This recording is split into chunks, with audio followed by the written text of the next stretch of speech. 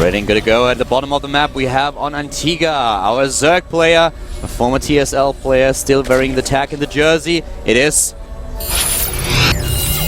TSL Shine. Shine looking really strong in his first game today. And he was facing Happy, took the win. He's 1-0 in the group, but so is his opponent. Cross position on Antigua Shipyard in his second game today. We have the Protoss player for Team Startail. It is StarTail Squirtle. Pylon in the main. Yep. Could either be the Forge in the main to hide the upgrades, could also be a gateway opening for him, which leads itself to very different timings, to a potential aggression. And there it is. He goes for the gateway. Interesting choice. You know, we talked about this already. Specific build for a specific map. When you have only one Zerg player in the group, that's what you see. And talking about these two guys, Shine of course had this really huge upset in the last week when his team announced that they are going to disband. And StarTail, they lost one of their strongest players when parting, left the team. And we want to get the Twitter accounts of the players out there a little bit so that you guys can support them, can also send them just a few tweets. Shine, for example, is TSL_Shine. He still wears the TSL tag in his Twitter account, and if you're a fan of him, definitely send him a few nice words, because he definitely had a tough time last week, but now he's doing well in the up and downs. He might be able to get out of them today, get finally into Code S. He attempted to do it for a long time. His Twitter account, as mentioned, TSL_Shine. And on the other hand, we have his Protoss opponent. A strong Protoss player who fell off the grid a little bit after his loss against MVP. But his Twitter account, if you want to follow him and send him a tweet, is st_Squirtle. Make sure that you follow the two of us as well, and send us a tweet if you're happy with the cast. If you have some criticism, always let us know what in particular you didn't like. Wolf is at ProxyWolf, and myself, I'm at Kaldor. It's very true. And you know, this is always an important time for a player who loses a team, because this is his first teamless game, and for him to play, well, it's the second teamless set, literally, but I mean, it's his first tournament performance teamless, and for a teamless player, you always want to get picked up by another team immediately, and for him to just sit down in the booth and have to now make this performance where he's going, I hope I don't screw this up, because there's a lot of new teamless players these days right now, and I want to be the one who just picked up. I got to make sure to make a good performance. It's very stressful, but it also can be very motivating. Yeah. Shine is already talking to a few Korean teams now at this time, and I feel that if he is able to just stay in StarCraft 2, he has a bright future ahead of him. Oh, he's very young, and he has shown great games in the past.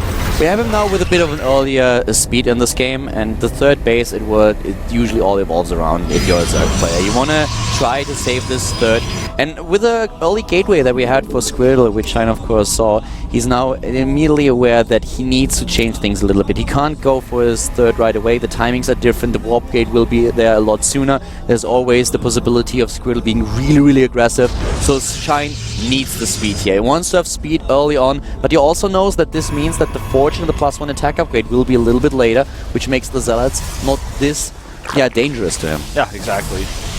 And I wonder what Squirtle's going to do. I mean, he's just going up to 3 gateways right now. It's exactly what you would expect from someone doing this one gateway Century expand. That was popular for a time. It's starting to make a slight comeback, but usually you only see it in specific situations like this. It's like, alright, I got one map, I'm going to play against him on this map. You might see it in GSL in a sniping situation, or in the case of up and downs here like this, where you only face one Zerg player.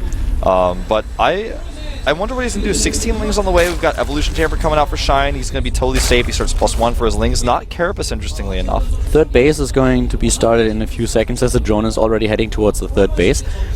And this Antigua in general is just a map that has been discussed by Zergs and Protoss. A lot of Protoss players really don't like the map because Zerg has too much of an advantage later on.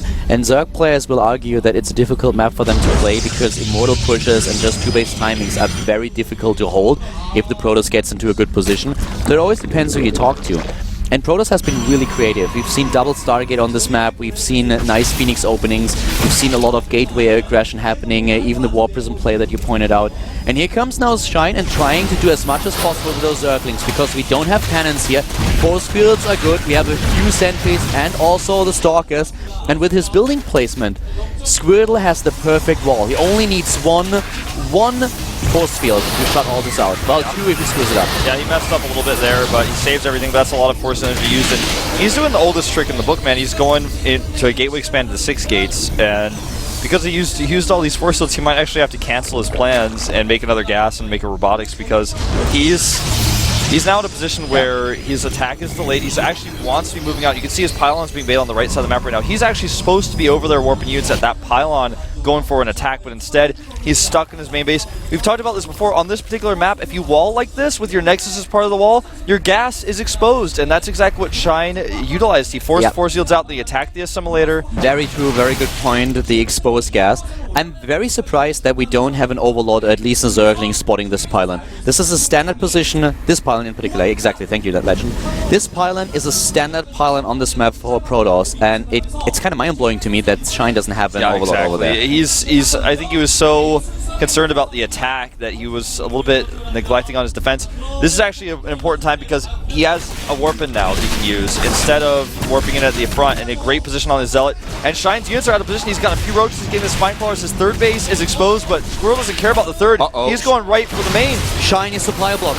Shine is supply blocked here. This is the worst time for him to be supply blocked. And look at the Overlords here. As soon as the roaches are gone, the perfect donut on the roaches. If he takes down more Overlords, then Shine cannot really reinforce. Squirtle is dropping additional pylons. This creep spread so far was good for Shine, making sure that Squirtle could not be too much forward with those pylons. But if he warps in additional units, at least the third is already gone. That's a given. He has no chance of saving the third base. Exactly, the third is definitely dead. He's going to warp some Stalkers here onto the high ground. And yeah, with the Spine Crawlers there, he held the first wave, but it was mostly sentries, because sentries can't really fight Spine Crawlers. That's always like watching Goliaths fight Sunkens. But when you watch these next warp of Stalkers come in, and he walks up that ramp, then he's going to have the force that he needs to actually break through. And all those roaches that are going for the counterattack, yeah, they're a little bit scary, but honestly, those might have been more useful for a defense, because if Squirtle holds that attack with the roaches, that's going to be roaches he does not have here to support his Spine Crawlers. And here come those Stalkers I was talking about. He's not wasting any time. He goes right up the ramp here. He tries to. He goes up the ramp. He takes down the Spine Crawlers. The force fields are decent, blocking those drones off. There's always the decision for the Protoss player. Do you try to push into the natural? Do you try to take your third base after you kill the third of the Zerg player? And Squirtle decides to go for it, and it's looking good. He's trying to take these units down. The roaches are missing. He warps another set of units. Those drones are fighting for their life, but he might lose too much here, Wolf. Yeah, you know, I think that even though if you look at the supply Shine is ahead, most of that army is already gone. That's mostly drones you're looking at here. And yeah, he's going to lose some probes at home, but Shine looks like he may just lose everything and may lose the game to this attack. Overlords are starting to go down here as well, and he can just continue to force field. He can even warp in just one round of units at home and take out these roaches. That's exactly what he does. The force field at the ramp is the most important part for Squirtle now. He has a perfect shot to take down this natural, and then production is gone, the mining is gone. Shine is down to 50 supply, and even though he was able to kill a few of the probes at the top left, he is far behind, and there it is. GG, and game over. You know, both players taking a risk. Like you said, we could have seen Squirrel take a third. We could have seen Shine keep his roaches at home and try to hold the spines. But what if Squirrel takes a third? You can't allow that. So I have to say, Squirrel taking a risky game here. But now he's up in a great spot in the group. And he's shown already two very aggressive strategies, showing that he has a lot of... I don't know how to put this into words, man. It's like we haven't seen Squirtle look dominant, but he's not even showing his late game. He's just showing a specific strat saying, hey, I can prepare a really good strategy for a map and knock you down. That's looking to me like, even though Parting is out of StarTale, Squirtle may be the new top contender for GSTL as a sniper and also like an ace Protoss player. He has not shown macro games yet in this group. I really like this decision because I mean, the big problem for Protoss is, you know, you play a Zergon and Tiga, what are you going to do? You have to make a choice. There are so many different builds that you can do where you take a shot, and if your opponent scouts you, you're in a little bit of trouble. You can go for an Immortal Push. You have two-base Stargate that Hero tried a couple of times against DRG, and it's just a very tough choice, and he decides to go for the gateway opening, which I respect a lot, and he was successful with it. So Shine realized what was happening, but he still couldn't really stop it. So a great game by Squirtle once again, a good decision, a good strategy for this map, and he's now 2-0 in the group, as is Tasia. And we are heading into our next game, which is going to be a Protoss versus Terran with Trap up against Dream. Two players that lost their first match today and are eager for a win. You know what's ironic about this is Dream in his first game found himself a little bit trapped. That is definitely true. And in this game, he's going to be playing on a different map. He's going to be playing on Abyssal City. This is actually a great map for Terran versus Protoss if you go to the third base. And this is a map that Trap, as a Kespa player, probably has not played on all too many times. So we'll see what he can do here if he's got a specific 2-base strategy plan. Dream having a little bit of problems putting his headset on, but he will get that on. I always hate that Tangle Man. That drives me nuts. It gets around the headset, the microphone part, and you're like, why do I even have a mic on this? I never use it. He should be able to put on the headset.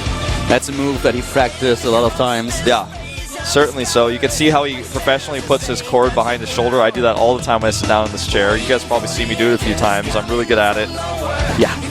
You know, right now, this is really important for both of them. The loser in this game is in a very peculiar situation. He's not out of the group just yet. He still has a good shot at third place at least. But it's getting difficult, and it's also the confidence that you lose when you are suddenly 0-2 in the group. Yeah.